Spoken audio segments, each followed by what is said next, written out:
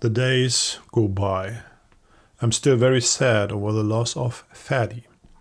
I didn't receive detention because there are simply too few personnel for all the tasks. Thus I'm allowed to remain with my Isolde. The tank has been with the repair unit for 3 days. It had received a large piece of shrapnel into the engine block during an artillery strike. Now the comrades are putting everything back together so that Isolde is able to roll on. It's almost unimaginable what these tank mechanics are performing there. Somehow they get everything fixed again. Only complete losses are being sent back to the Reich. The remainder they patch back together again and again, or they construct something new with just a few spare parts. They are a resourceful bunch. Without them, we would have long been out of commission. Again I have to appear in front of the captain. This time my commander will come along. He wants to put in a good word for me, even though I believe the captain already knows what's going on. But he has his directives, and the accusation against me weighs heavily. We are sitting together in a sparse workroom inside an old school in Charkiv. There haven't been any lessons taught here in a long time. Thoughtfully, the captain looks through the papers and seems to contemplate what will come out of this entire matter. My master sergeant is nervously sliding back and forth on his chair. I think he's afraid he'd also have to suffer from my actions, or that he might lose his tank gunner. After a perceived eternity, the captain looks at me and says that there still was a way out. If we, meaning Ferdy and I, would take the blame, there would be no investigation. The lieutenant would not be taken into accountability for his drunkenness, and I would come out scot-free as well. The lieutenant would then forget about the altercation. Apparently his friends in Berlin were gradually putting pressure on the regiment. Damn it, that's not all right. Cautiously I ask what would happen if I don't agree to this. After a long pause, the captain begins, and what he has to say does not appeal to me. I am facing a military tribunal before an army judge and possible sentencing and punitive transfer to a parole battalion. That would then mean an infantry unit. The odds to come out of this unscathed would be 100 to 1. Mad, I look at the master sergeant who is advising me to accept the blame. I would come out on the short end one way or the other, anyway. I want to know whether I have time to consider, but the captain states that it was already a consolation that I had a choice at all. What a giant mess. I can't help it. I don't want this, and I shake my head. I won't do it, I can't do it. Now things become dangerous. The captain abruptly gets up and beats the fist on the table so that the coffee mugs fly into the air. Angrily he looks at me. My commander appears to be getting smaller and smaller next to me. Now the captain burst out whether he was supposed to lose another good man. Wasn't it enough that Lonert was no longer here? Certainly, that was not all right, but to play the hero now, that won't happen. He demands that I sign and remain with the regiment. I have never seen him this mad, but I believe it's still about Ferdy. I grab the pen and sign. After that, we are both dismissed and return to quarters. I will accept it, but sometime, I hope, I will meet that drunkard of a lieutenant again. Then he will receive a proper thrashing. In the evening, I'm still not feeling well. It is as I have had betrayed Ferdy. The next day, We go to the tank repair shop to see how it's going with Isolde. It will take one more day till our steel giant will be roadworthy again. Well then, we wait yet another day. In the morning, non-commissioned officer Lange picks me up at the repair unit and says I should go with him to retrieve the motorcycle from the scenes of the accident. We climb into the truck and take off. It's getting warmer and warmer, and we are fortunate that the roads around Charkiv have been built out quite well. After some time and 2 pit stops with other units, we arrive at the bridge. The bike is still sitting heavily damaged by the guard shack of the military police.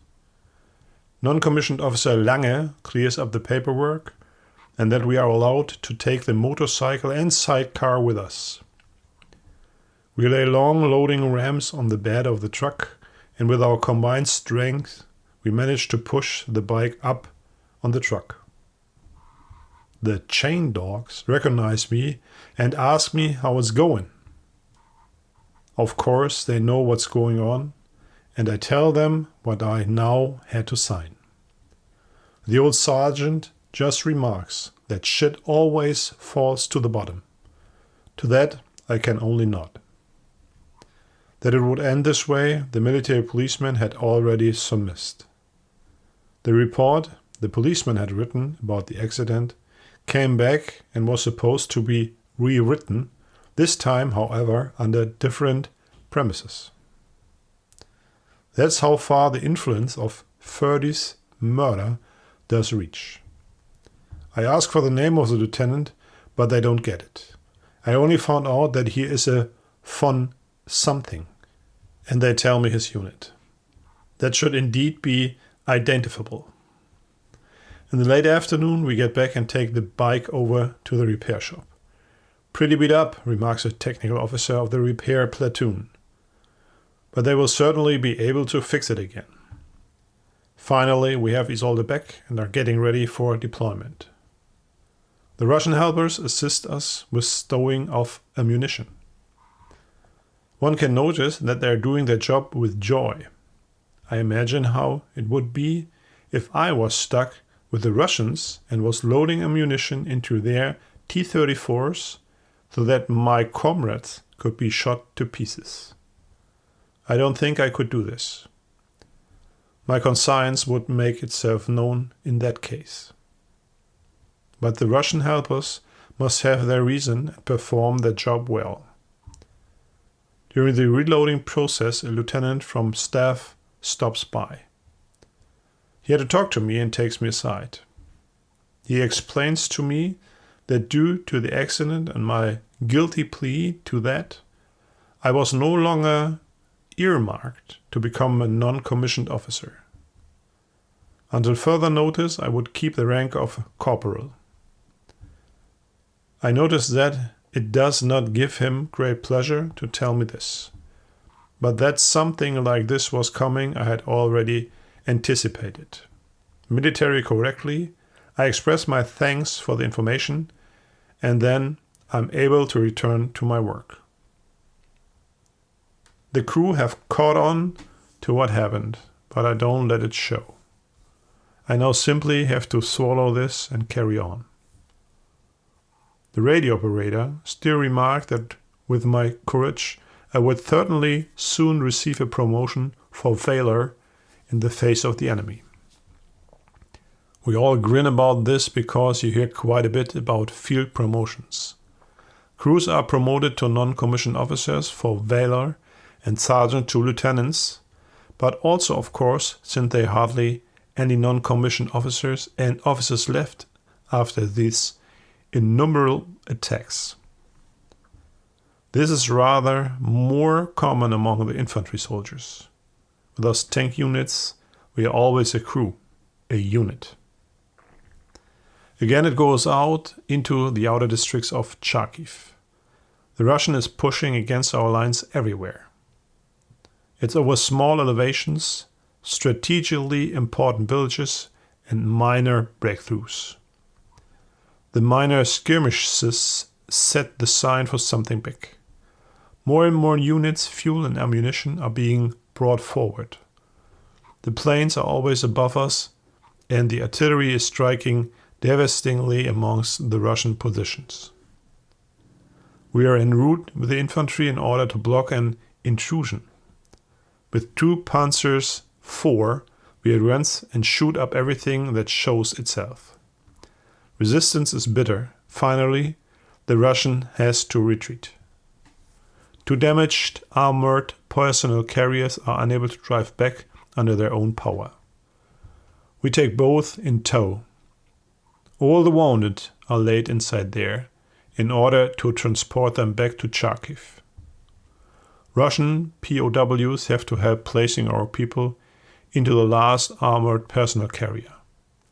For this critically injured, every minute counts. I help as well.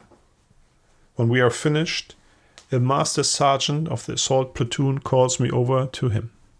He wants to express his gratitude for the help with the wounded and the tow. I'm standing only 20 meters away from the wounded transport when I notice how a Russian suddenly grabs 2 stick hand grenades and in a sprint run over to the armored personnel carrier. We can't react fast enough at all when he jumps in between the wounded and pulls off the fuses of the grenades. The armored personnel carrier explodes and the wounded are shredded to pieces. 8 men are dead. The armored personnel carrier is a pile of junk. All around from the blast and shrapnel, wounded lie about. Even the master sergeant collapses next to me with a steel shrapnel in the chest. The injury is not fatal, but dangerous nevertheless. What a mess. That wasn't necessary. We all should have paid more attention.